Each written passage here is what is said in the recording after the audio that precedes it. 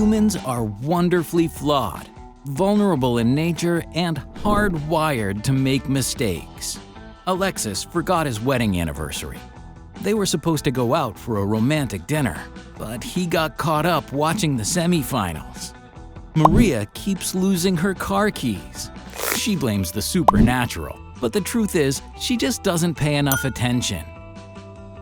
And while many of these flaws are innocent, unintentional, and even well-intended, when human errors are not considered in advance, it can lead to everlasting tragedies.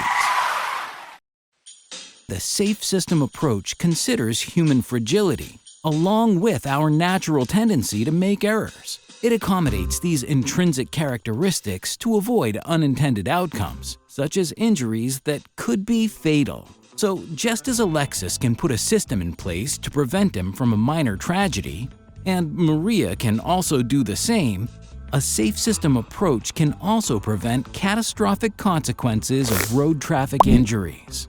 The human tolerance to injury will be exceeded if hit by a car that is traveling at more than 30 kilometers per hour. As shown in this graph, a pedestrian hit at less than 30 kilometers per hour has a 20% chance of suffering severe injuries, and thus a high probability of surviving, 80%. In contrast, that same pedestrian has a risk of about 80% of being killed at a collision speed of 50 kilometers per hour. So increasing the speed just 20 kilometers per hour means increasing the risk of killing that pedestrian by 60%. Do you really want to take that risk? Speed management involves a multi-sectoral, coordinated effort to address inappropriate speeds, from the design of the road and the limits established along the entire road network. But it needs to be done properly for it to work.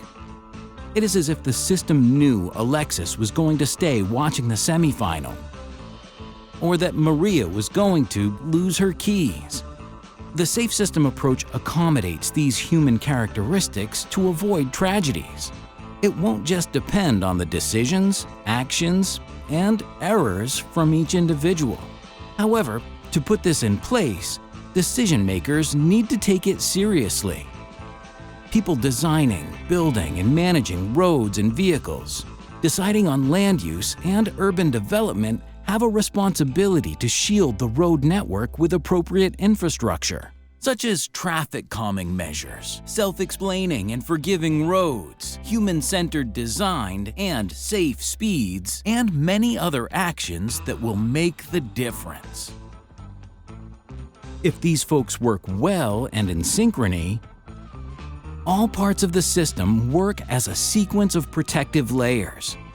Think of it as a protection of the protection. So when Alexis and Maria make one of their many mistakes, and one of the layers fails, as long as a safe speed is kept, they and those around them would still be protected. Consider that maintaining safe speeds will work as an insurance in this multi-layer system that will keep everyone, including Alexis and Maria, safe and sound, to lovingly annoy each other with all of their wonderful imperfections, hopefully until they are both very, very old.